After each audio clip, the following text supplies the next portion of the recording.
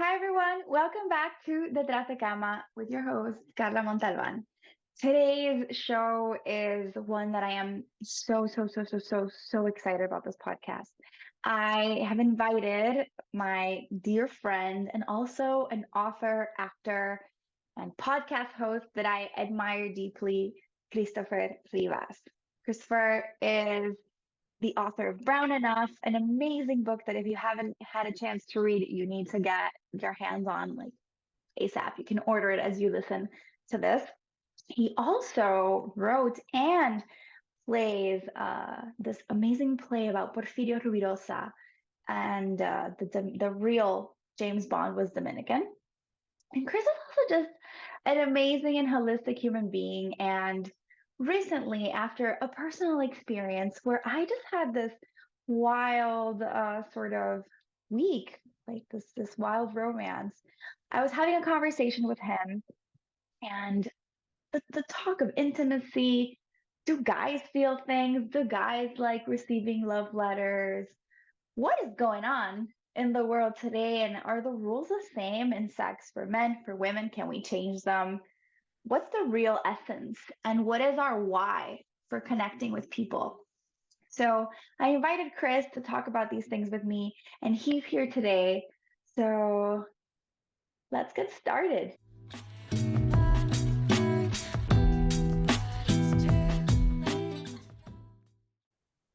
Hi, Chris. Welcome to the Detrás de Cama. What's up? What's up? I'm happy to be here. I'm so How are you? excited that you're here. Well, I'm super excited that you're here. And I'm good. I'm a little cold, but I'm happy that you're here, that we have a guy on the podcast for the first time ever. This is wild. I can't So, believe I'm number one. It feels like a honor or a lot of pressure yeah, or both. I would say an honor. Yeah. I think I think it's gonna be fun. You're a cool guy. I think like we need more of the male perspective on sex too. Not that we haven't had enough of the male perspective on sex, but like men go through it as well. It's not a unilateral thing.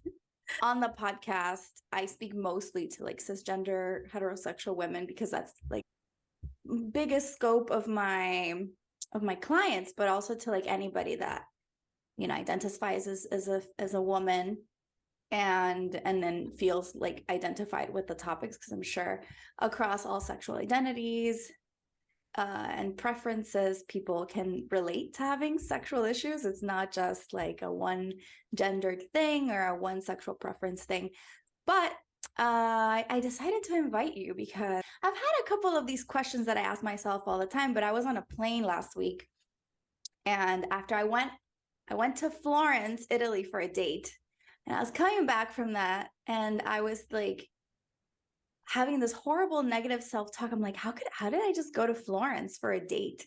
This is so odd. My mother would like murder me because like, what am I doing in Florence for a date?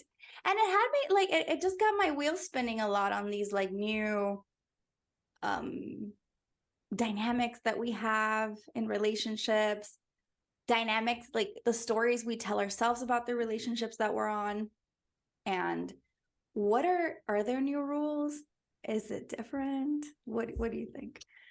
Yeah, so I think going to Florence is like it's so many things, right? It's a blessing. It's literal evolution of technology. Like you can travel for a day, like I think Yeah. in the past it's like you couldn't I mean, it was so much harder to maybe Yeah. just get to one place to go on a date.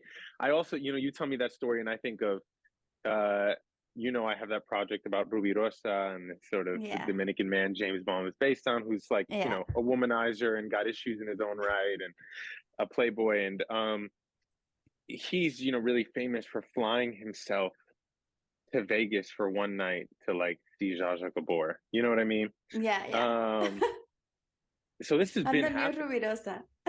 Yeah, what I mean is like it's been happening. It's Yeah. not um I think I hate Netflix for making people think that maybe like, oh, if you're doing that you're getting scammed, or it's Yeah. or it's Yeah. it's troublesome, or it's dangerous, or you're gonna get murdered, or with all of these documentaries that are like, don't date anyone, don't leave your house, you're gonna die. Yeah. But I think it's beautiful if we feel safe enough to adventure for the things we're looking for passion, for love, for intimacy, for romance, for fun. If we have the means and the safety and the security, we should go in that direction. Yeah. That's your my take on take. it. Yeah. That's my take. I've done It's some interesting. No, go ahead. I had a woman once reach out to me on social media, and we were chatting it up, and then she she said, I can't believe I did. This feels dumb for so many reasons. She said, I work for Marriott. I work for Marriott, and I was like, I was going to New York to do a show. And she said, let me get you a room and I'll meet you there. Oh, in the room or at the hotel? Yes. In the room. Okay. Oh, okay. Oh. And I had friends who were like, bro, no. Like, no. Like there was no pregame. No. Yeah, exactly. I mean, 100% people were like, this is wild. Like, yeah.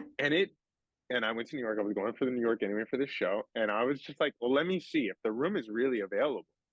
Well, then maybe that's real. And so the room was available under my name. Didn't cost me anything. Okay. And I'm in there. I'm like, this is so weird. Her flight was delayed. But flight? Yeah. Oh, it gets like she doesn't live in New York. Yeah. Oh, so she was flying there too. Yes. Oh, it gets juicier. And then she showed up in the room at 3 a.m. and didn't murder and you. no one got murdered. She really did work for Marriott. I don't know where she is now. We had this weekend together. You know what I mean? Like it was fun. It was interesting. It was weird. It was all those kinds of things, and we never saw each other again. Oh, yeah. Like, did you ever talk again?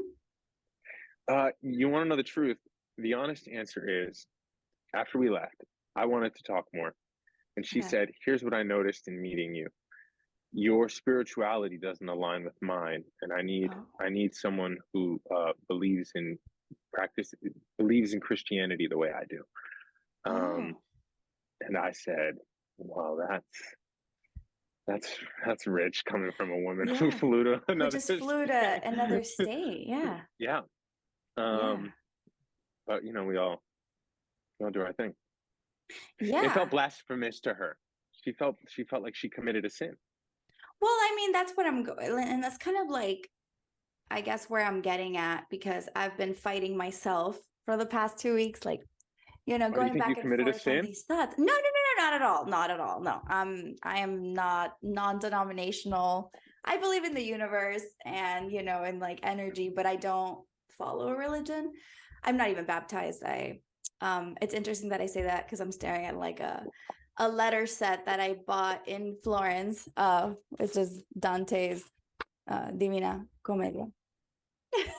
Hey, cool. So I'm there in limbo after I die. But what's interesting is, so, I mean, this guy asked me if I wanted to come. We had like it's not like I met him out of nowhere, but it was interesting because I would have never imagined, like, even considering going on a date across the Mediterranean.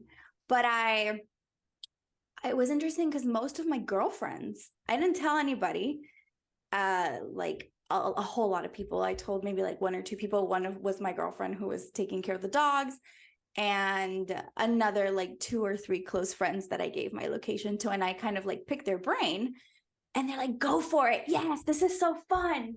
Yes, like go for it. And I was like, wow, okay. So like the female consensus is like, go for it, right? And most of these women are Latinas. And no one gave me like that shame. Like I was thinking of my upbringing, and I'm like, my mom would have shamed the hell out of me. Like, ¿qué tú vas a hacer? Like flying somewhere to meet a guy. Like, let him fly to you. If he wants to see you, he can fly to you. And I mean, I was going there. I was on my way there. because funnily enough, I was thinking he was inviting me like way in the future, right? You know, the way things happen now, maybe you like talk to someone and then you chat it up and things get cold and then you move on with your life. Or at least that has been my experiences. And it turned out to be like a truly life-changing experience for me. I had never in my life like I've heard people talk about like the fireworks and like, you know, meeting someone and like, oh, it's all beautiful. And I don't know. I think there's studies that say that you know, Italian Renaissance cities, they cause some sort of like physical effect on you. So I don't know if it was like an Italian Renaissance city effect, or maybe like, I don't know, this, I knew this guy from a past life or something, and we just had to have this week together. But because it was like during the week, I went on a Wednesday. So random. I think it's all of the above. I think it's past life. I think it's I mean, I do have a formula for beautiful places help people fall in love. Yeah, for sure. This is real. Maybe like if we had met in like the hood, I don't know if it would have had the same effect, but who knows? I can't guarantee that happens in Arkansas, you know, but I think like Florence helps. Florence, Italy, you know, you take someone to some place beautiful, and I don't know, something does. It kind of separates you from your world, you know, from your like, and that person lives there, I'm assuming, or no, it was also just. No, they live there now. They don't live there. So it's funny because me and this person have lived in the same city for 4 years and never stumbled across each other. We lived in the same place forever, never met. And then we meet here in Europe. So I was like, this is so random and coincidental. Just like one of those life things. But so like fast forward, and I was having all of these feelings, and I'm not used to feeling a lot of feelings, like romantic feelings like this. I'm a very romantic person, but it kind of takes me a while to warm up. And I have gone to 2 therapy sessions in the last 2 weeks and talked about this with my therapist. And I'm like, you know, I grew up very guarded. My mom was a teen mom, and growing up, it was like romance always took the, you know, I could think about money, I could think about career, I could think about, but I had to be independent. I could not depend on a guy. I could not, like, love was not the goal ever. You know, like romance was not the goal ever. Pleasure was not the goal ever. You know, the goal was for me to make it in America and do something with my life. And like, maybe later we could think about a nice Cuban boy that, you know, would please my family. None of the above happened. But but I never, and so I was telling my therapist, because the day I was supposed to leave Florence, my flight got, I couldn't get on the plane, and he had like things to do, so we ended up not coinciding, and I was like, oh, it's fine, like I'll just walk around the city. And I just cried the entire afternoon, like in front of all these churches, and I'm like, what am I feeling? What is this? Like, I've never felt this. And of course it sparked all these thoughts, and I was like, so as a woman, what happens now? Because culturally, I've been told, well, now he has to make all the rest of the moves, right? It's not enough that he invited you. It's not enough that he treated you to like being there. It's not enough that like you felt good and you had this great time. But like, what happens now? So I want to know, what were you raised to well, first of all, what is like your take personally, but also what were you raised as a guy in a Dominican and Colombian upbringing to do? Like, were you like a Ruby or more of like a more modern? Yeah, I think before that, I'm curious in this statement you said it takes me a while to warm up, but I wonder if the real words, it's a question and I'm wondering if the real words, it takes me a while to let go. Yeah, 100%. 100%. It for sure takes me everything to let go. And actually this person, so like moving forward now, he's like, I was like, so what's the plan? And he's like, can we just like trust that like life will take care of it? And I was like, the fuck do you mean? We could let life take care of it, because that's not, I'm a control freak in that way, I guess. which I'm working on it. It's a great exercise for me. It's a good exercise for me because I thought I was already pretty good at letting go. I guess not. So I believe, as someone who's had quite a few trysts, I believe that's the word. Tryst? You know, tryst, like a romantic tryst. I believe that's Oh, the is word. that the word? Yeah, I think it is. The new You word. know, like rendezvous, whatever you call it. You know, passionate nights or weekends or weeks. Uh, I Storytelling. That's when you start telling stories, you know, and Yeah. you're like, oh, this is the story I tell at my wedding, and this is this, and Yeah. it was so beautiful, and like, and those stories are powerful, and they start to like, oh, they consume us, and it's kind of They painful, do. but it's also really exciting, and this is hard to hear. But this is well experienced and well practiced. Sometimes it's just that, and that's beautiful. Like, I don't think we allow Mm. that enough. um Yeah.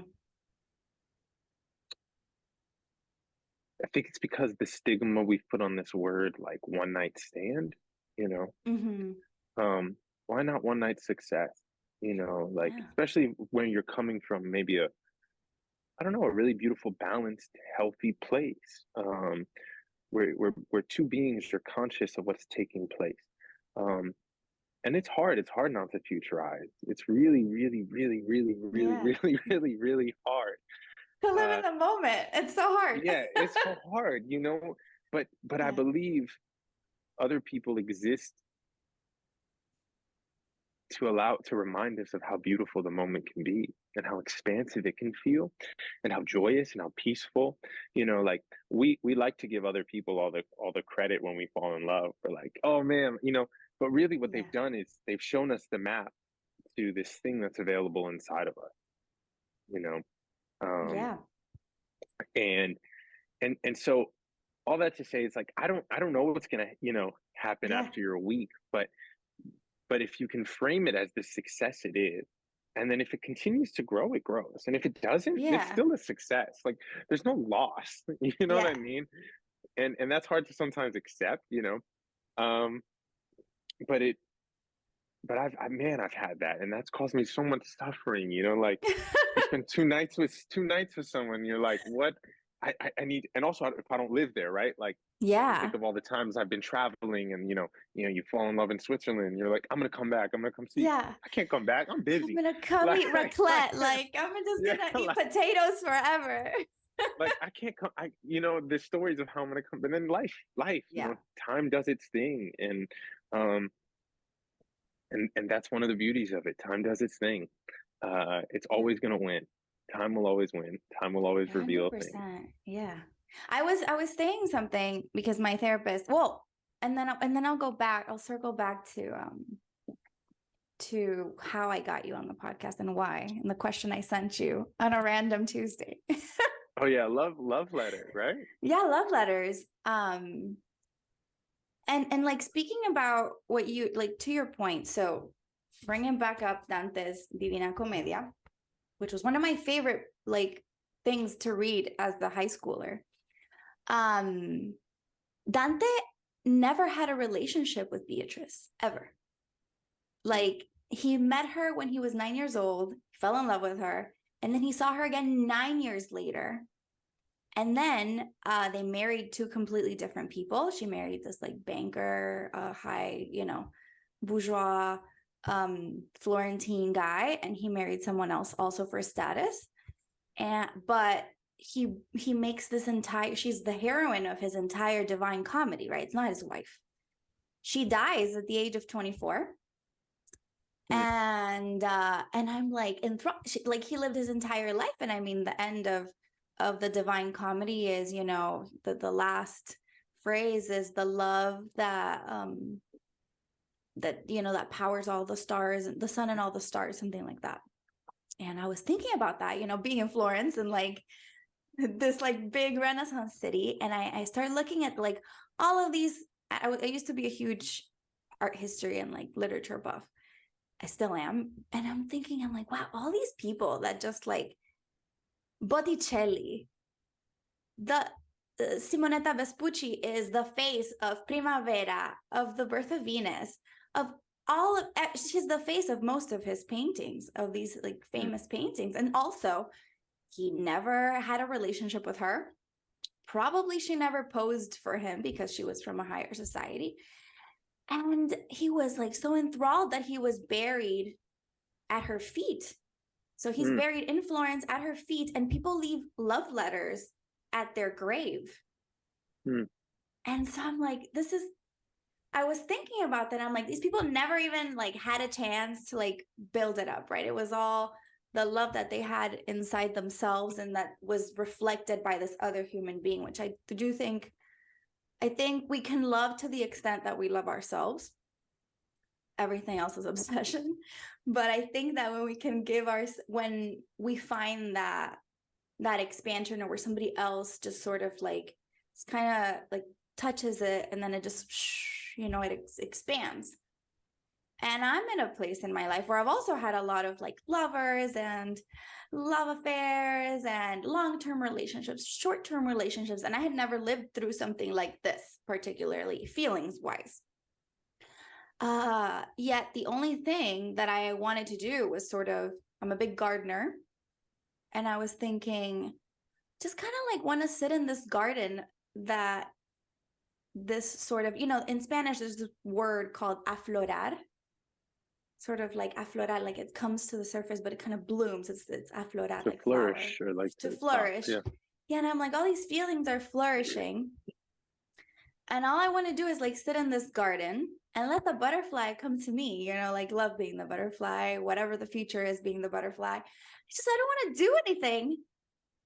But all of these other ideas, all of these cultural themes, all of these things in my head, my grandmother, my mom, society, whatever, books, teachers, Netflix, they say that you have to have a forward moving plan.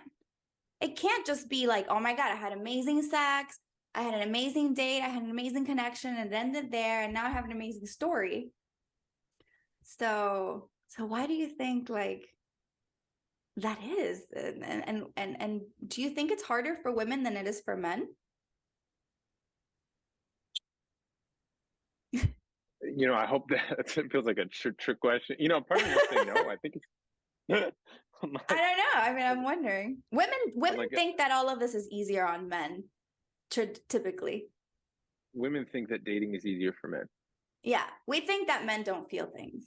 We just think like you guys go from, he's an asshole. Just like, I'm just another one on his list.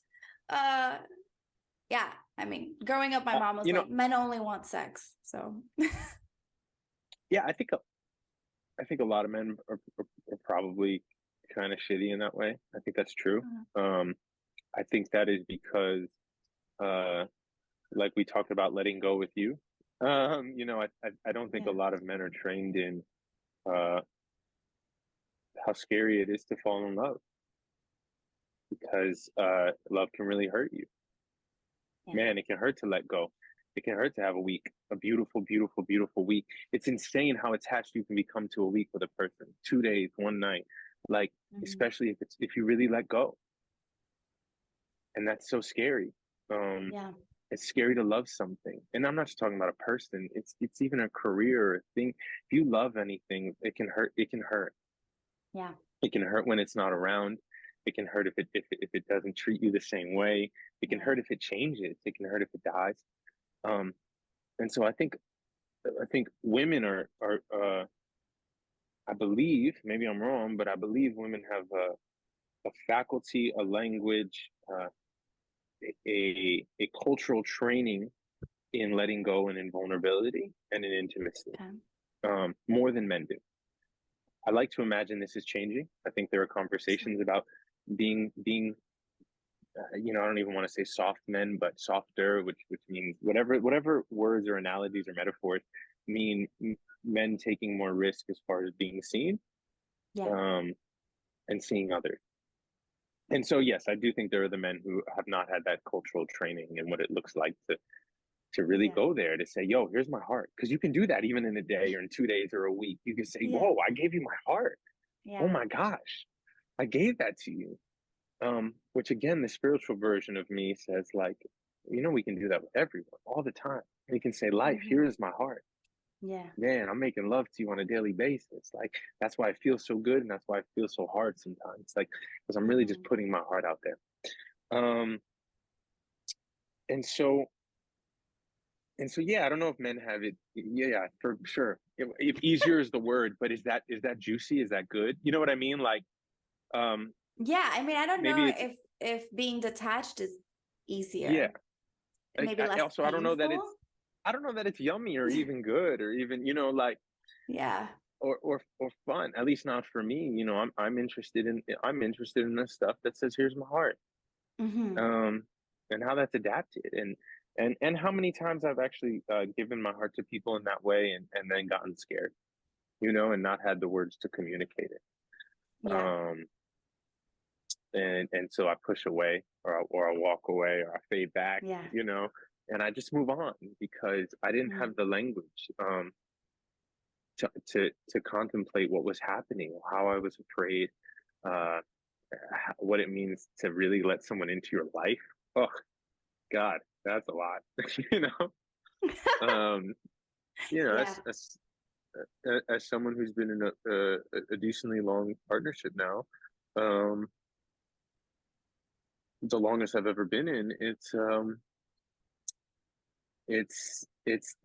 still scary, like years in Yeah. couples counseling, it's still scary because I Yeah. realized, damn, I didn't say that. I didn't say how I felt, and how, like, Yeah.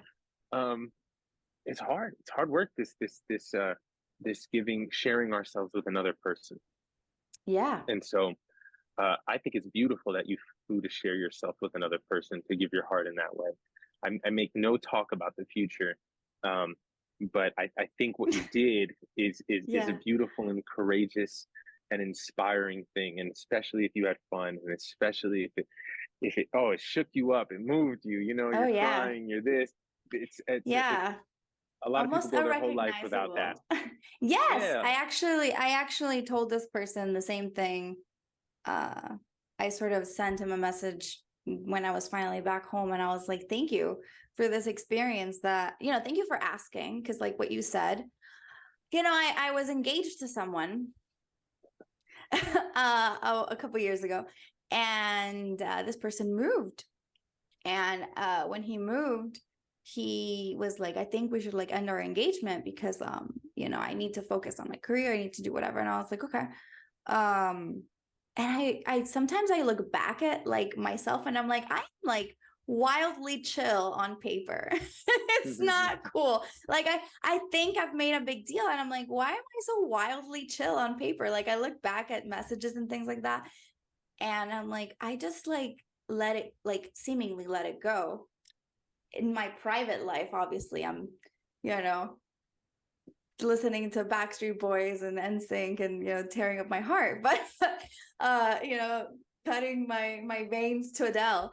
But when I look back at that, and a year later, he wrote me and he said that he wished that he had the emotional maturity to like embrace the kind of love that I was giving him, and that he wouldn't have ended things for this like move. And he's like, would you have moved with me? And I was like, if you would have asked me, I would have considered it. Maybe, probably, yes. Because we were like engaged. So yeah, I would have fucking moved. And he's like, oh, I didn't want to ask you to move because I thought you would say no. And I was like, well, you should have asked. I could have also said yes.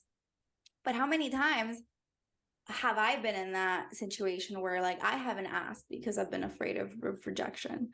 And I think like for women, and speaking for myself, I don't know, I think men seem to be culturally conditioned for rejection a little more. It's sort of kind of like a courtship thing, right? Like, oh, if she says no, then you like go out, especially for Latinos, right? Like my mom, like growing Oh up, yeah, plenty of it was fish in like the the sea, right? chase Like there's thing. that motto. Yeah. Yeah. And like the chase, and like what comes easy, like easy come, easy go. I hate that. It's like, no, I want ease in my life. I would like someone to just kind of like, yeah, like dance with me, not someone who's going to make my life complicated and like make me doubt love and make me have this insecure attachment. And so I thank this person for even asking, for opening up the option for me to say yes or no. Simple. Probably not simple for him. Maybe not, maybe yes. And then, so like the whole week, I was like in this bubble of questioning my life choices and how I relate to love, not what he's doing or whatever he felt or anything like that, but like, okay, what does this tell me about myself? What does this tell me about my attachment style? What does this tell me about everything that I've even considered or thought about love? Does this change my mind or not? And then, you know, as a writer, like you said, there's stories. It's a story, and you want to know what's next, like what's gonna happen. And I often feel like I'm a character in my own story, right? I'm like the protagonist of my own story. So I'm like, I have a soundtrack, I'm on my daily thing. And the day that I wrote you, I was like, do guys like getting love letters?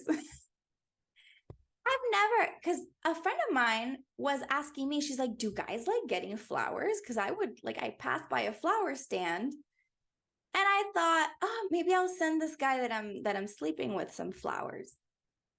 And then she was like, but do guys like flowers? Has anybody ever asked guys if they like flowers?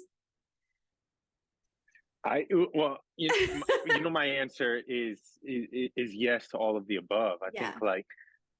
I think anyone likes being thought of, right? And if someone receives a letter and they didn't like, like that's not the person you obviously want in your life. You know what I mean? For sure. Like, and or flowers too. Like I think everyone likes being thought of. Everyone. That's actually my favorite part of falling in love, is how generous we are with our thinking.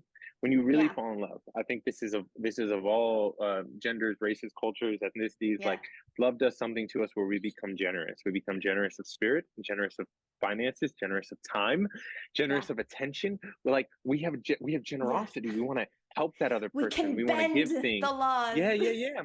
We do. And then all of a sudden, when the world comes back in, and like we lose some of that generosity, all of a sudden we don't want to spend every single second with them. And it's like, hey, shorty, I can't talk to you on the phone for 6 hours today.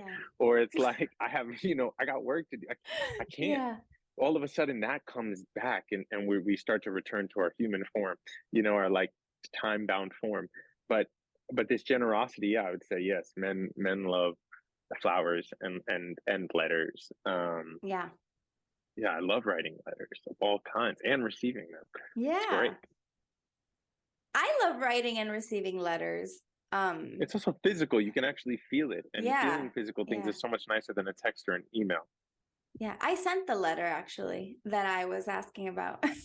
I sent it without knowing the apartment number. I hope, mail guy, if you ever run into this, Italian mailman, if you ever run into this podcast and you have my letter, deliver it.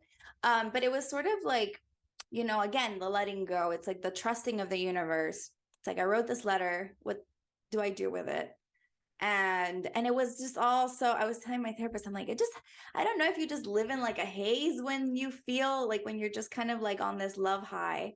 Because I have a garden, and I had this like beautiful rose that was in my garden by itself. I didn't know that roses grew better in winter. And it's this giant, like it was huge. And I'm out in the garden, and I'm like I was like writing this letter in my head all day. Finally, I pick up a pen and I just start writing, and I'm like, I'm never going to send it. I'm just going to get out of my system. And I was listening to Juan Luis Guerra, and then that song, Si Tú No Bailas Conmigo, comes on. And that song is so pretty, and I start crying, and I'm like, who am I? And then I look over at this rose, and it's like, it's a windy day, and then like the rose is just like falling apart, and there's like petals everywhere. I'm like, this could not get more like weirdly, like whoever the author of this novel is, and I'm the protagonist, like what are you on? Did you smoke something? But it was so nice. When you ask, who am I, right? Like, who's this person crying? My initial impulse was to say, oh, someone in love, and maybe that's scary to hear. but and that's because culture says it's a limited thing. It's scary. Yeah. Love is a limited thing. Love is you Yeah. can only have it with so many people, and that I don't Or one person. believe in. That I don't Yeah. believe in. I don't believe you gonna, you're not gonna like have these deep loves with 1,000 people. But I believe it is the courage we have to put to allow ourselves to go to that state, to be seen and to see others. Um, and all the love in the world doesn't mean you're gonna have a successful relationship. Like that's Yeah. work. that's just Yeah. that's just work. That's communication. Yeah. That's all that other stuff. Like it is a lot of deal making. It is negotiating. It is, you Yeah. can love someone so deeply, and like you are not meant to be doing the daily grind with Yeah. them. Yeah.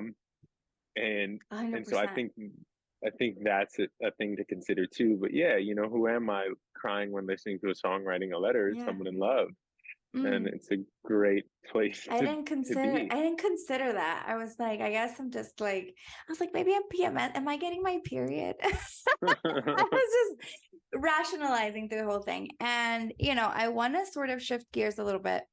The letter is sent. We'll see if he gets it ever. Yeah. But I was, when we were getting on this podcast to like talk about all these things, there's somebody was asking me in a consult the other day if I thought that that it was better to have sex with someone that you were in love with or you loved, or if she should pursue just like a bunch of different lovers. It's sort of this person is in their early 30s and gave me permission to talk about this on this podcast today. And it's sort of like at this conundrum, right? Like culturally, she's also Latina and feels a lot of pressure. She just got out of a relationship maybe like a couple months ago and feels this like dichotomy of like, I want to explore, but I feel too old to explore. Is it wrong for me? Can I detach myself? Or like, do I only have to be in love to have sex? And for me, I feel like you don't have to be in love to have great sex. You could have great connections, like great physical connections, and still have great sex. And like you said, we could have a week together that was amazing, and then we can move forward. And you can have sort of both. And you can also be in a relationship with someone that you've been with for years and be having really shitty sex. So what do you think? I mean, yes, and all of the above. Like Yeah. that's why this thing is so complicated and beautiful and frustrating. And you can also have incredible physical connections with people you should avoid at all costs.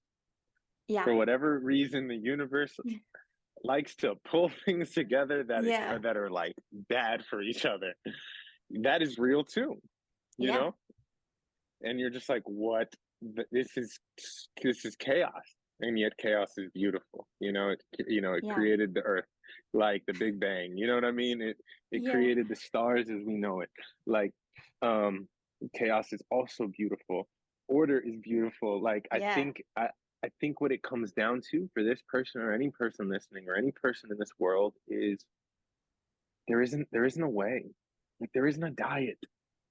And there isn't a way, and there isn't a religion, and we all want a way. We want a way. We want the book. We want the answer. Like, to be monogamous, to be non-monogamous, to be this, to be that, to be loyal, to be doomed, to be a saint, to be a whore, to be you know what I mean? Like, there isn't a way. But if you wake up not feeling good about yourself, or like you made a wrong decision, maybe that's not the way. But if you wake up proud of who you are and your joy and your decisions, and you know that you can do all these things, I think that's the way too. Like, I also think there's knowing ourselves. I think there's very few humans on this planet who can be physically intimate with someone and not involve. Not very few. I think there are more people when physically intimate. They will involve their essence, their emotions, their themselves. I think the opposite end of someone who can treat it just like a performative action I think Mhm. that's less. I think that's less people. I hope Um, so. I yeah, really hope so. but I Yeah. think both exist. I think it's where you're coming from with it. Uh, Mhm. I think it's what you want out of it. I always say, like, we don't want we don't want things. We want feelings. Mhm. We think we Yeah. want things, but we want feelings. And so the question I'd ask anyone is, what do you want to feel from hooking up with that person, or sending a love letter to that Yeah. person, or making love, or uh making love to 9 different people, 20 like, Yeah. what do you want to Going feel? to an orgy. What do you want to Yeah. feel at an orgy? Yeah, like, what do you Yeah. want to feel? Right? Yeah. And I think this is true. And if you feel bad about this, then maybe that's something to consider. But if you feel Yeah. good and you feel like, um yeah, there's no answer, because Mhm. I've done toxic things and healthy things and boring things and love-filled things and passionate things. And I've hit all of the maybe not all, because like, Yeah. um Still gonna hit something. like, It'll find you um something to hit. yeah, Yeah. yeah, yeah, yeah. But it's and I think they're all medicine in some way, and they can all be poison in some way, right? um Yeah. and and it's really just navigating what we want in the long term, and knowing that it's okay to evolve. Like, I was talking to Yeah. a friend, and this is one of my big mantras: seasons. There are Mhm. seasons of passion, seasons of boredom, seasons of love, seasons of performance, season of commitment, season of mistake, you know Yeah.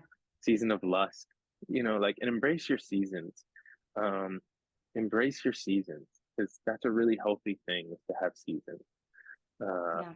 And so, maybe that person really wants to explore what a season of whatever season she wants to enter. And maybe all she Yeah. wants to hear is, go into that season, go into your spring. And then when fall Yeah. comes, honor your fall, love your fall. Yeah. Yeah.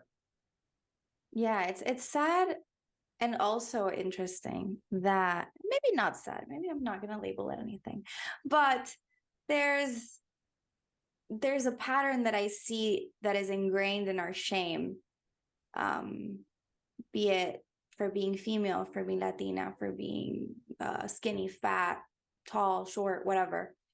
Um, it seems like we need to be given permission to have pleasure, and it's it makes me really think about it all the time, because I'm like, this is such a natural, and it should seem like loving and having sex and feeling pleasure is such a natural part of our beings, right? It's like we have this ability to do this and to feel things, and yet we are so often in our own way thinking that we need permission, because we don't really need permission. Like, no one has to tell you, yeah, you have permission to go and explore your sex life, right? I certainly never felt like I did, and for a really long time it was hard for me. I think, like, I was a serial monogamous for a very long time, and I had, like, now I'm kind of like in my balance, but then I had like 5 years where I was like, I want no relationships.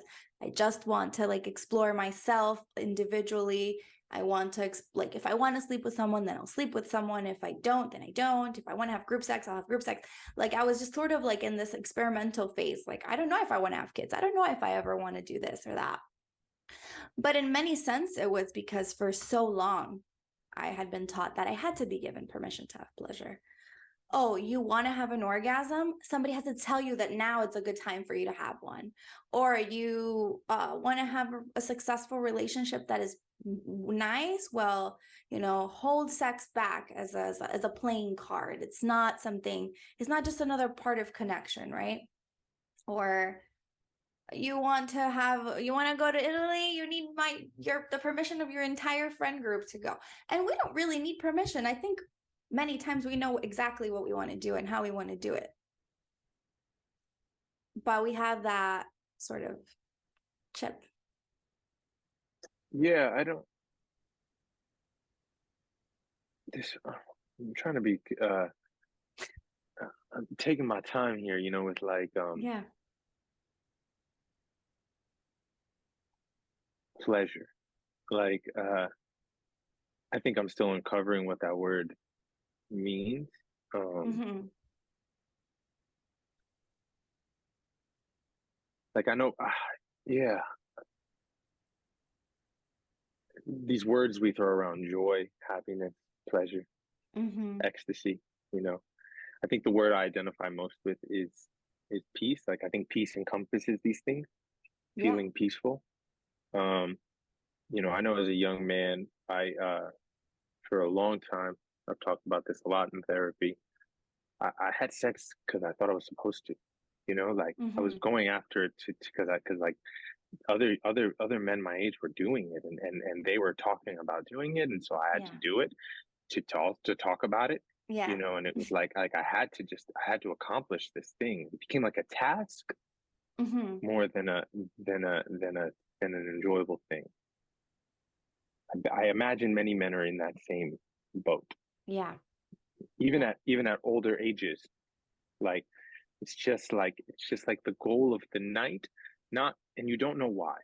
And it's not Mm. for peace. And it's not for peace or joy or happiness, but you think it is. You kind of Yeah. tell yourself that, but it's like I am a successful man, gorilla talk. Like I am a successful man.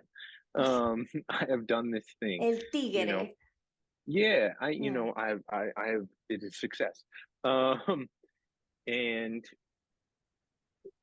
that caused me a lot more suffering than it did pleasure, Mm-hmm. you know. Um,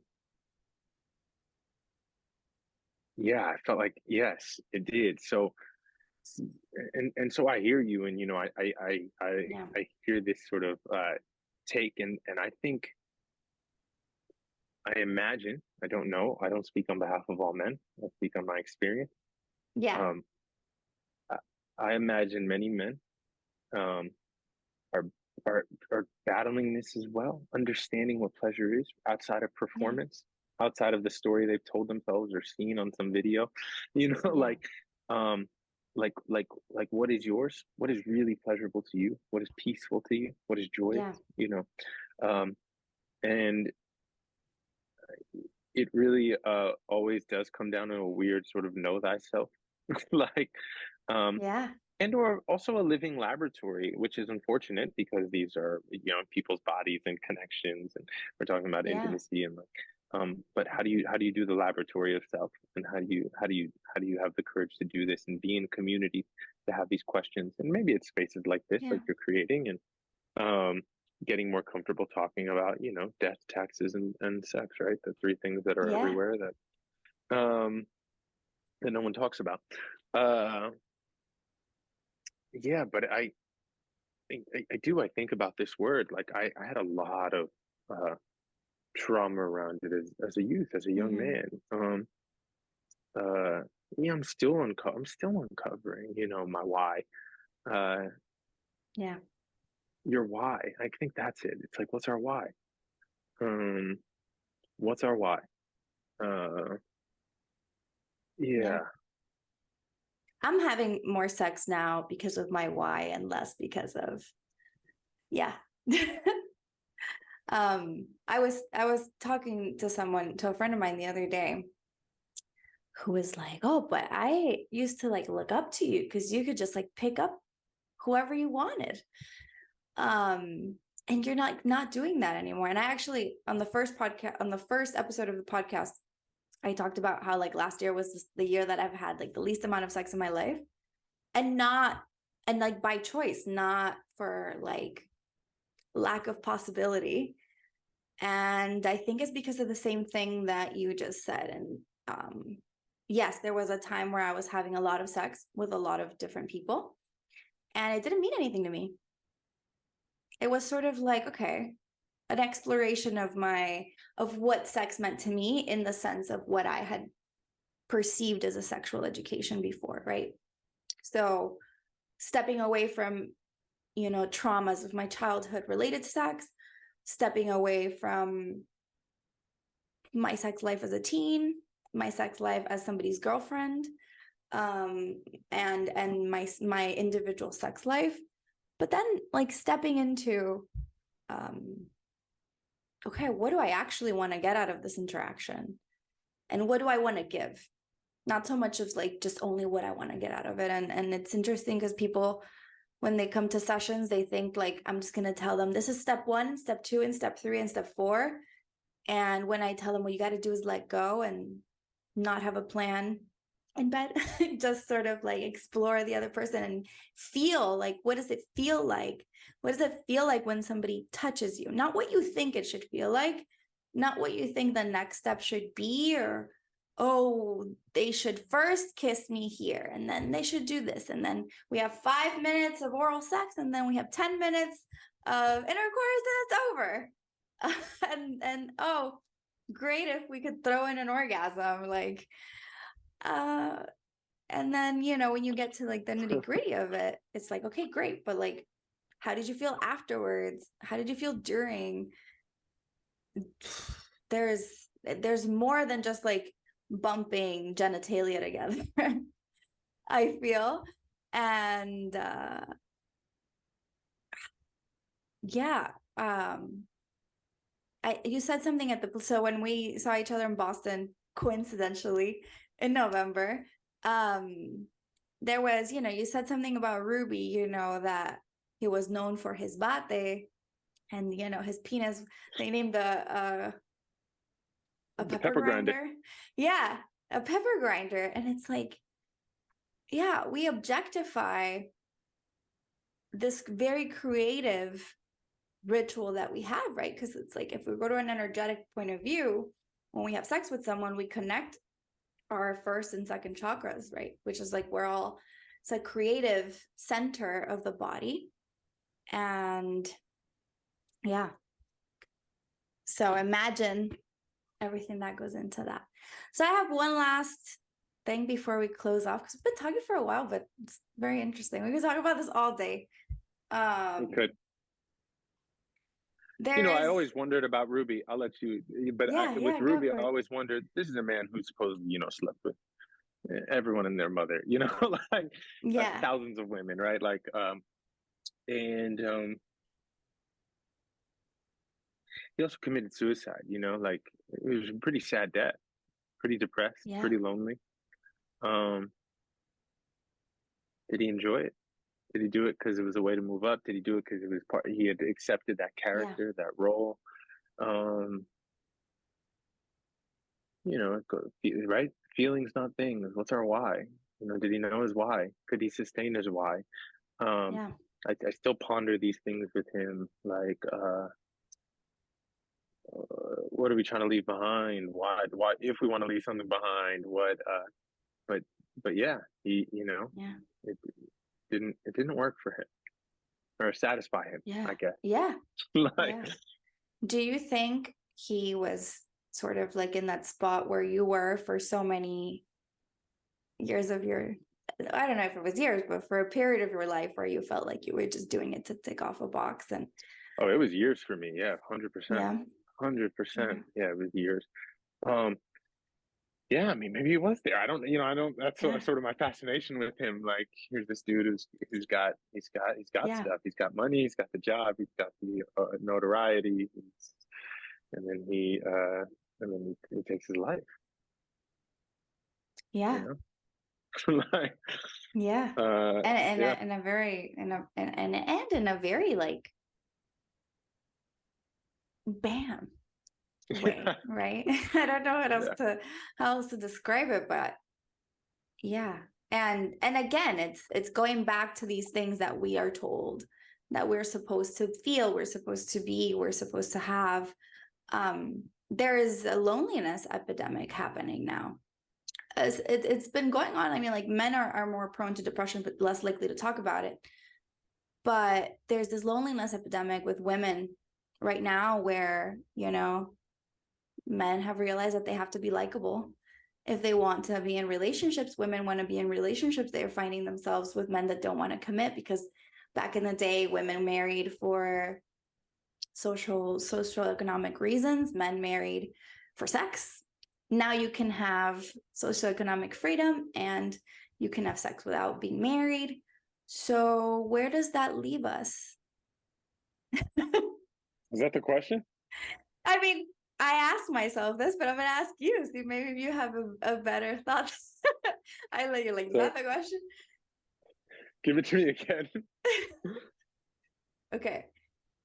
Where does socioeconomic reasons and marriage used to be the reasons why we would marry, we would commit, we would pursue relationships outside of sex or not sex, right? Because we know people have had affairs, even they were married. Like marriage is not, at least for me, it's not end goal or end game for anything. It's just something else that happens or doesn't happen in a partnership.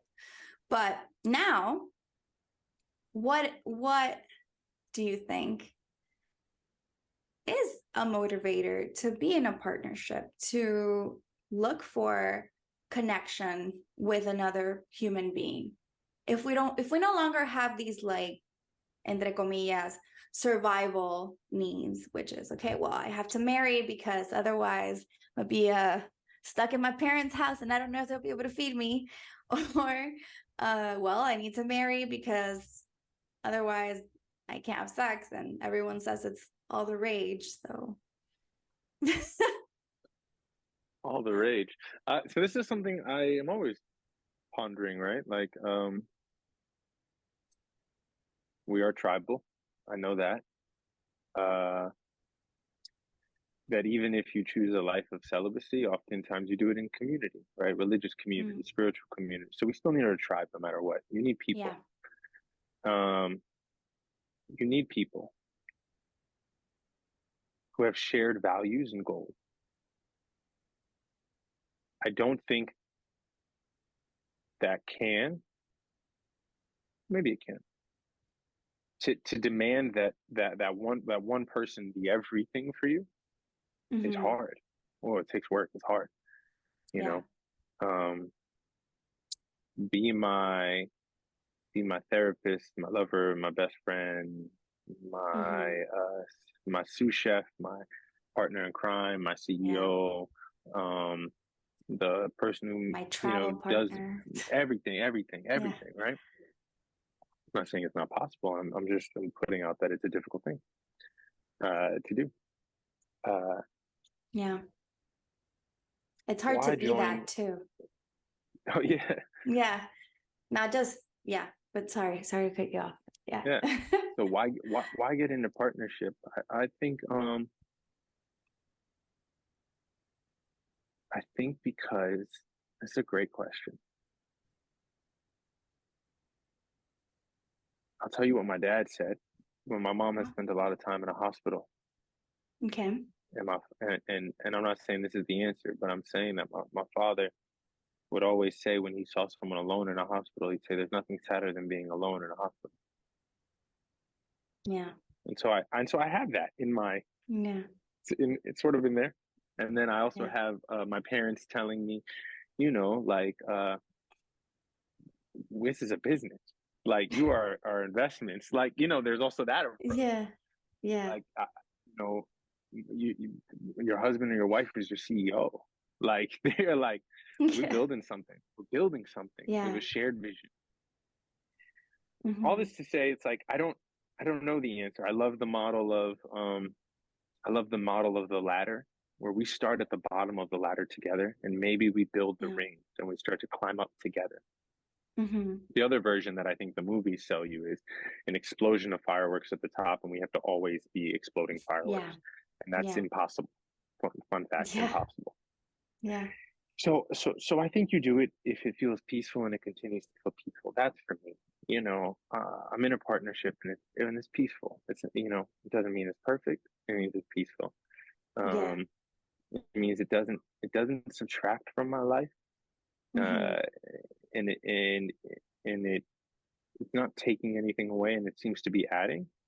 And so it works for me. Yeah, for us, for me, I won't speak for them. I don't know if it works for her, but yeah. But it's a good question, and I think it's part of the why. It's a good damn question, and I think it's just being honest with who you. Yeah, it's being honest with who you are and where you are at this point in your life. Yeah. Because it's not easy. It's not always fun. Sometimes it's annoying as fuck. Yeah. And and that's it. You know, you just hope that the benefits of peace and joy Yeah. outweigh the moments of God, this shit's annoying. You know? God, this person just leaves Yeah, their bra everywhere. yeah. Yeah. Um, so yeah, it's a very good question though, and that's what we're all navigating. That's what everyone's navigating right now when they're like polyamory, this, that. Everyone's trying to Yeah. figure out how to do it right and why we do it. Yeah. And what we, you know, if you go to brunch and you open your ears for a second, you will hear everyone talking about the dates they went on. We're obsessed. We're obsessed with finding that person. Yes. And I don't know if it's just all the movies. I can't give movies the entire credit. But boy, oh boy, is it a powerful thing we want. Yeah. We want to be seen by another person. I think that's it. And we want to have the courage to put our hearts in someone else's hands. Yeah. Yeah. And Yeah. I guess I wish that for everyone, either for a day or two or a year Yeah. or 4, or, you know, take the risk, and it's okay to move on too. Maybe that's all Yeah. that matters. You go in Yeah. relationship because it's nice, and if you have to move on, you move on. Yeah. And if you stay, I you stay. think that's a great piece of advice, because so much of today's lack of connection is rooted in fear, right? Is like, oh my God, I cannot, like what you said at the beginning, I can't let go. Like I can't give this person my heart. Well, if I did and if it goes well, then it goes well. Like, why does it have to go? And if it doesn't have to last a whole lifetime is a big amount of chunk of time, right? If you think of an entire lifetime with someone, my grandparents tomorrow makes 57 years together. And I love them so much. And I have a lot of deep conversations, particularly with my grandma, also with my grandpa, particularly with my grandma. And she always tells me, you know, in these long relationships, there's like, yeah, you see it like, wow, what like an example. But of course, there's like parentheses, right? There's like moments of parentheses of wondering, do I really want to spend the rest of my life with this? Even now, sometimes I go home and they fight, and then she's like, single women are happier. And I asked her one time, and she told me, don't focus so much on finding the perfect person. Focus more on finding someone you like spending time with, even after you've been mad at them, and someone that will be on your side, like someone that you know, like is not there when you're only looking pretty and when you're having your best day and when you're being successful, but someone that will go through, you know, the circles of hell with you to get to heaven eventually, and then we'll go back to hell with you. So I talk about the movies a lot because we do not see movies that are not about falling in or out of love. Mm-hmm. And it's really important to remember that movies do not show you taking out the trash type love. Yes. Yeah. Yeah. You know, they don't show you, and if they do, it's always on its way to being on the way out. You know what I mean? Like the in between it's not romantic. It's not movie worthy. And so we forget we forget its value. But it is the real I think it's the real juice, you know, like it's all the actual stuff that we're searching for that takes the work. Rilke says, love is the work for which all other work is merely preparation. And I like that. Love is the work for which all other work is merely preparation. And so we have been preparing, you know. Yeah.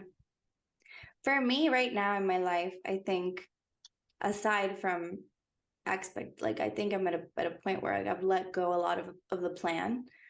And this movie, Everywhere, I always get it wrong because I'm terrible with titles. Everything Everywhere All at Once. There's that scene.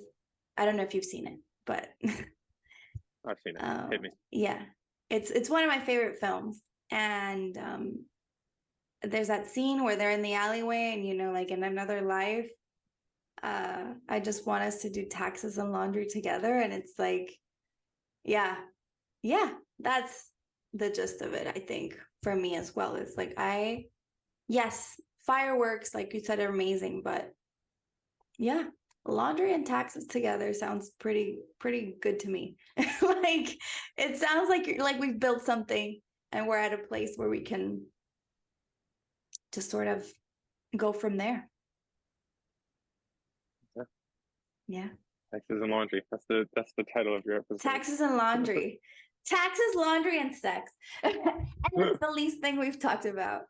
Thank you so much, Chris, for taking your sunny morning to talk to me about love, about intimacy, about sex. I think it's important for people to, and for men also, to see themselves in a space where they can be vulnerable and that they can talk about these topics and see themselves. Yeah, well, you know, we need to have the conversations more, right? Like we don't really talk about it that much in the grand scheme, which is crazy because what the internet's made up of like 70% porn, you know? Yeah. Like, something insane, something like it's a ridiculous number. So it's like, oh, okay. You're thinking about it. Let's have real conversations. And so you're doing that. So I thank you, and it's beautiful. Thank you. Thank you. Any last words of advice aside from taxes and laundry? Oh no, yeah, take risk, you know. Open your heart to the world. Like, I love that definition of resilience. Resilience is the ability to keep opening our heart. And so keep opening your heart in all ways. And it'll hurt sometimes, but I guarantee you it'll be way more beautiful and joyous and sexy and passionate more often than not. Yeah. And where can people find you if they haven't heard your amazing podcasting voice yet or seen your play? All the things, yeah, you know, just Instagram, my name, Twitter, read my book, Brown Enough. Find me on television, all the things. Listen to Brown Enough. I love you. I appreciate you. I love you too.